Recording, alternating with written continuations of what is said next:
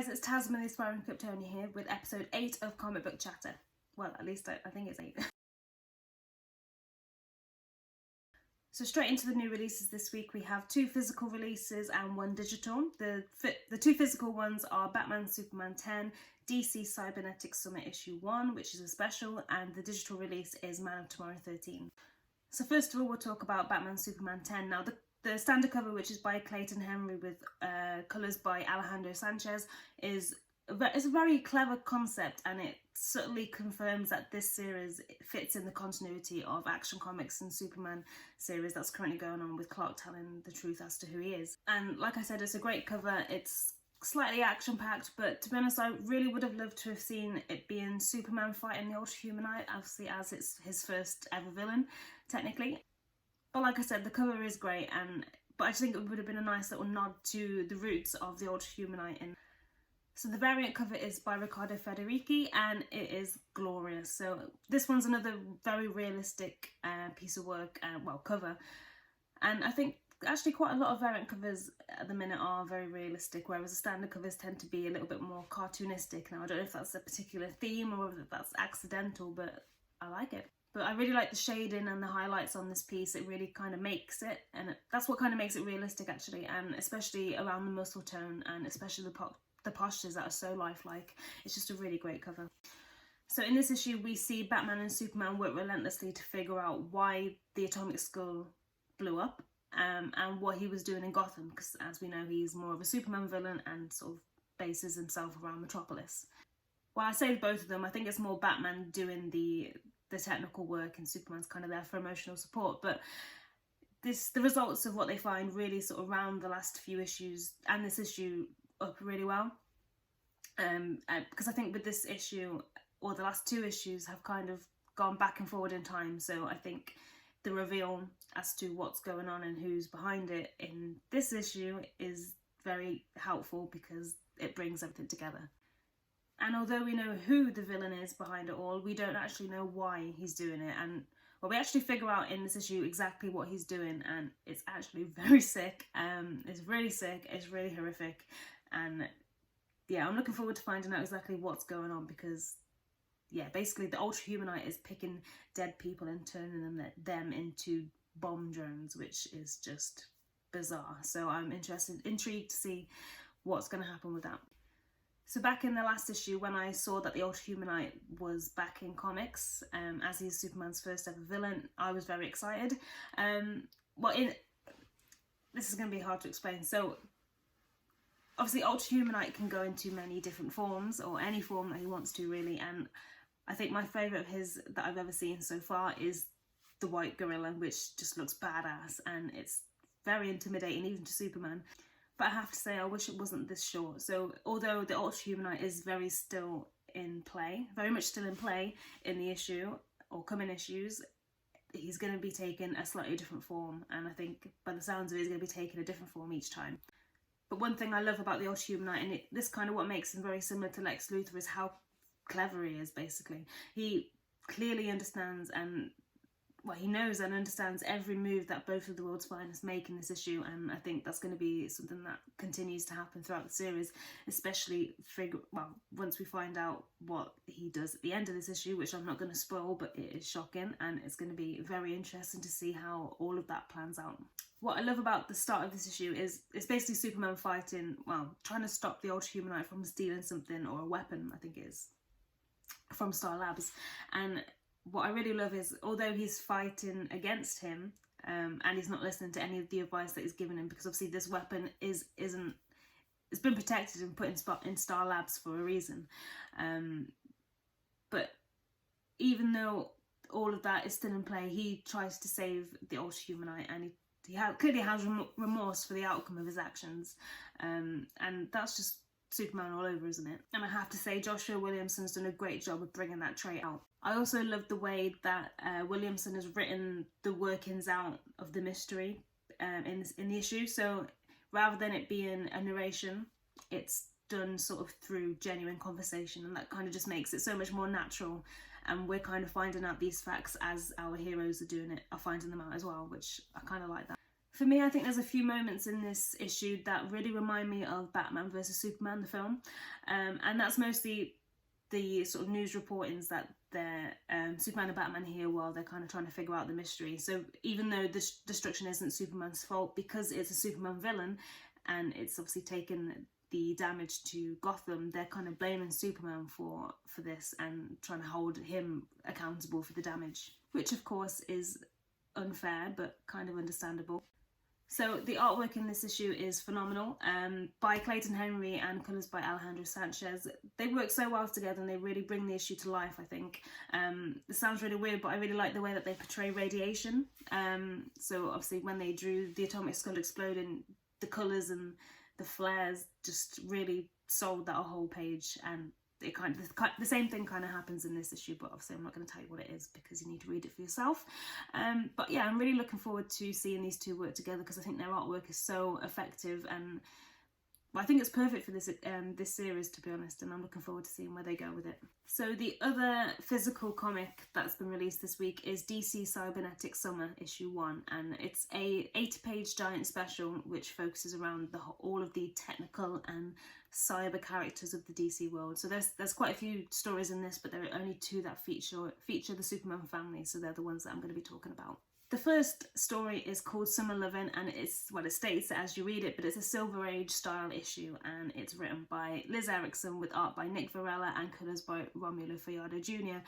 I really loved this story. It really takes you back, because when we're used to reading about Superboy now, it's very much Connor Kent or Jonathan Kent as Superboy, but this, as it goes back to Silver Age, the Superboy in this story is Clark Kent. So for me, because I'm currently reading through the Golden Age of comics where that is also the case, it's quite nice and it's quite familiar for me to read through that, and I think it'll be a blast from the past for a lot of people reading the issue, the story, and it could actually be some people's first introduction to the Clark Kent Superboy stories.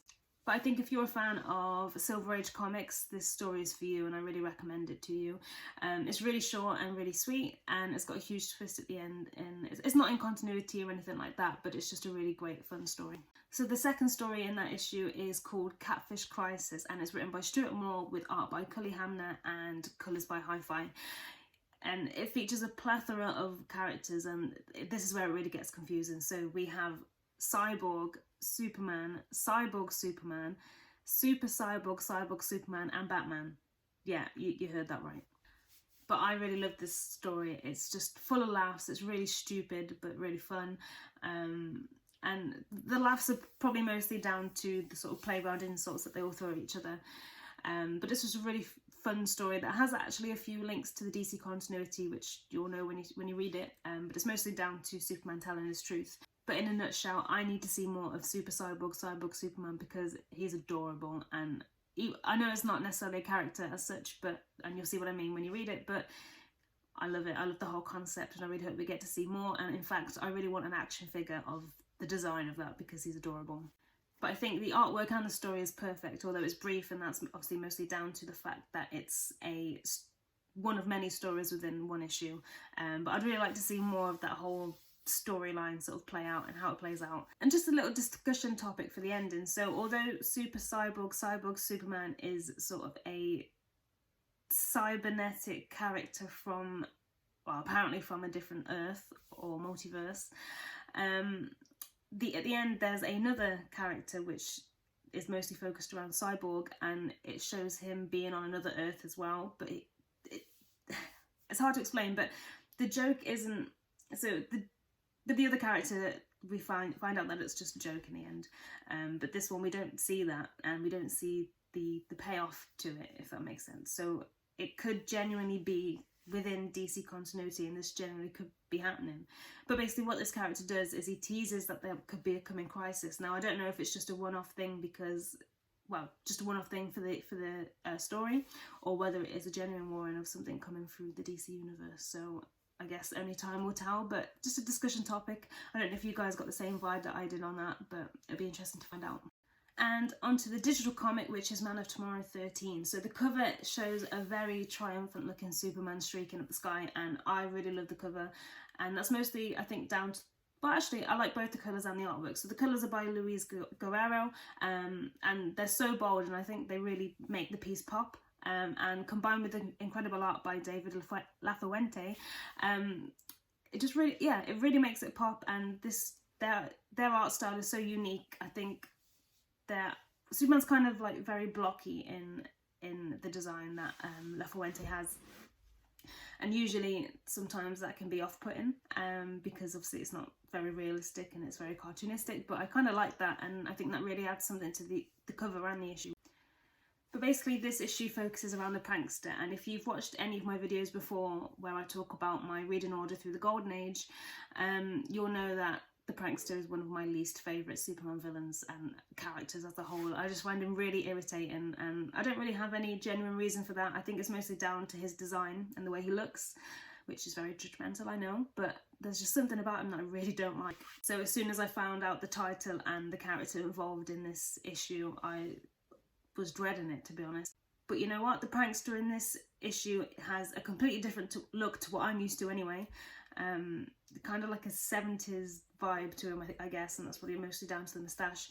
But yeah, this prankster is very, very different to what I've been reading. He's genuinely very dangerous, and he's not as playful as he once was, I guess. But yeah, he kind of reminds me of the Joker, I think, in this issue, because mostly down to the henchmen that he has, where they wear the masks, sort of clown masks and things like that, and the playfulness of how he manages to escape prison with his many gadgets.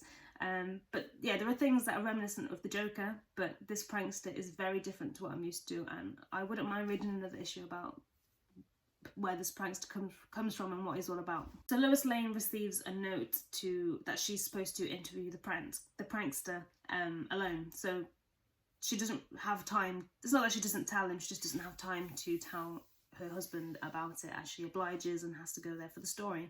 But it turns out the prankster isn't actually the one who sent the message, so we kind of we find out who the person really is, and it hits the prankster really hard. So regardless, he takes her as a hostage as he coordinates a very playful prison escape, and Superman basically is trying to figure out where they are so he can save his wife. So Venditti has proven again that he really understands these characters. I love the way that he writes the relationship between Lois and Clark, especially sort of based around their marriage.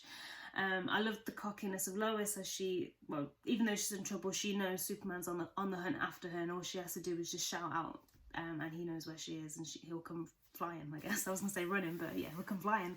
And the prankster also knows that as well, and that's why he's so sort of devastated, and that's how he figures out who is behind summoning Lois Lane, because they know that even though he's planned a prison escape, it's not actually going to go to plan if they've got Superman chasing him down. So once again, this is a really, really good issue for Man of Tomorrow, the series as a whole. It's just a really solid issue. But for me, I think I'm getting impatient on the whole Metallo front. It's been teased several times now, and we've not really got many answers. But I know they're teasing us, and it's obviously going to be in the next one based on the next title. But I just really want to know what's going to go on with all that. And I think although this one was a fun sort of distraction from that, it's taken it away from the main storyline, I think, which is a shame. One thing I really like about Ventiti's writing is the sense of realism to it. So Superman's a larger-than-life character, which a lot of people say that they can't relate to, but there are things that Venditti brings to the table that really allows people to relate to him. So I think it's mostly the ongoing joke that's been there about Clark ruining his suits, and that there's a financial budget between him and Lois to buy new ones, which I think that's it's something really petty, but it's something that people argue about all the time, financial things, and I really like that Venditti's put that in there yet again, because he's done that a couple of times now, and I just like that it's a running joke. And I also like the little digs about wearing underwear on the outside. I think that was very funny, that made me smile.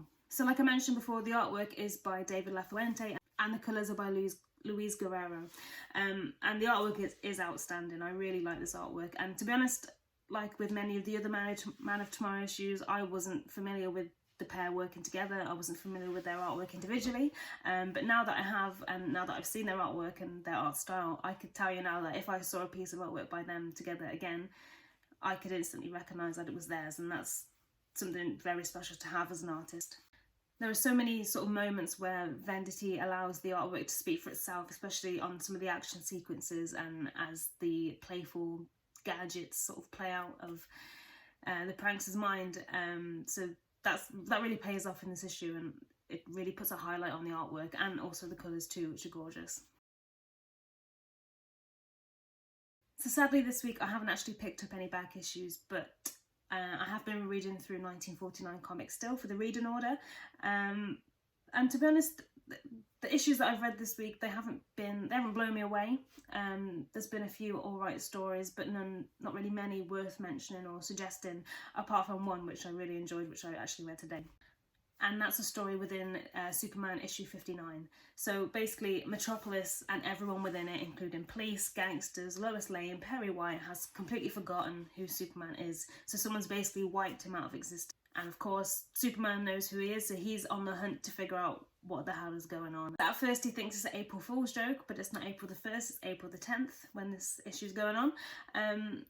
So then Clark goes on the hunt for articles that him and Lois have written together about Superman, because based on the previous issues, there have been many.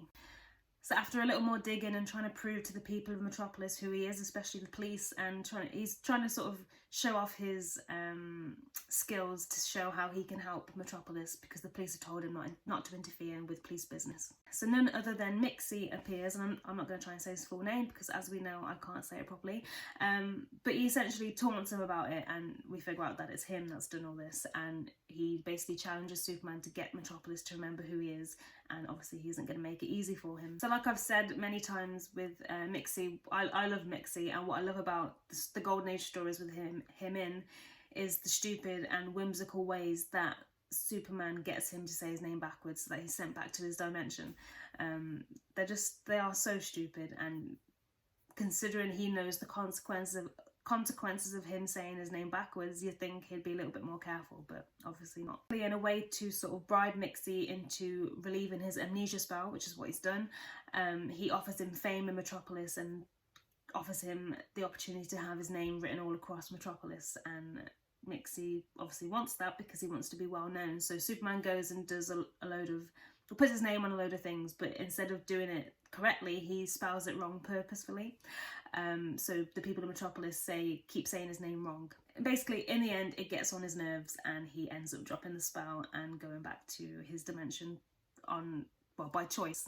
But because Superman spelled his name wrong so many times and people have said it wrong so many times, he's actually forgotten what his name is backwards, so Superman has to actually help him with that. I think the reason I like this story so much is because I resonate with Mixie so much with the whole name thing. So my name's Tasman, if you didn't know, but a lot of people call me Tamsin, and I know it's by accident, and obviously Tamsin's a much more common name, and I understand, but it's got to the point now where I actually answered to both names, so I answered to Tasman and Tamsin, so I understand fully where Mixie is coming from, where it does get on your nerves a little bit, but like I said, I understand why people do it, but I think that's why I like this issue so much.